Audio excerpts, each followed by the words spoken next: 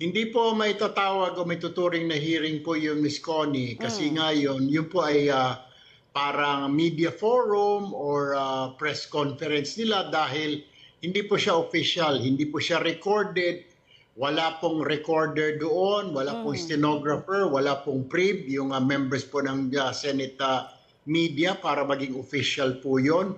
Sila-sila lang po yun. Pagkatapos, wala po talaga. It's unofficial dahil diniklara po ni Acting Senate President Gatchalian na all employees po kahapon work from home dahil nga doon sa napipintong gulo na ini-expect kahapon ng umaga. At pagkatapos ako din po, diniklara ko bilang Blue Ribbon Committee Chair na Monday po ang totoong hearing po ng totoong Blue Ribbon Committee. Libel po, ang definitely ay kakaso po natin, sagutin po nila yan kasi ewan ko po, I'm sure hihingihan po sila ng patunayan nila kung totoo po nagbigay po sila ng, madali na lang kasi ngayon Miss Connie magturo kahit sino pwedeng ituro eh. Ang problema dyan, is it backed up by evidence? Sa ebidensya lang po tayo.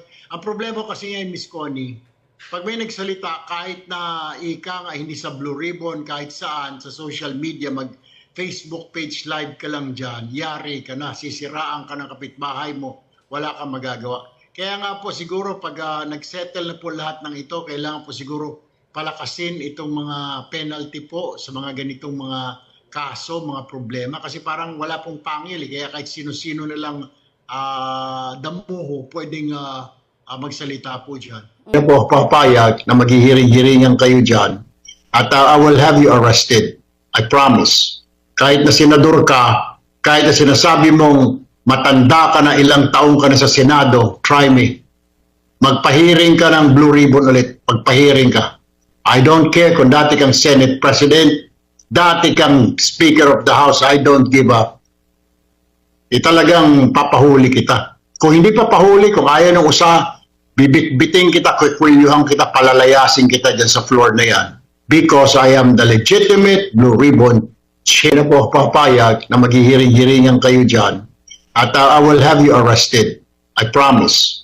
Kahit na senador ka, kahit na sinasabi mong matanda ka na, ilang taong ka na sa Senado, try me. Magpahiring ka ng Blue Ribbon ulit. Magpahiring ka. I don't care kung dati kang Senate President, dati kang Speaker of the House, I don't give up. Talagang papahuli kita. Kung hindi papahuli, kung ayaw ng usa, bibit-biting kita, kukwilyuhan kita, palalayasin kita dyan sa floor na yan. Because I am the legitimate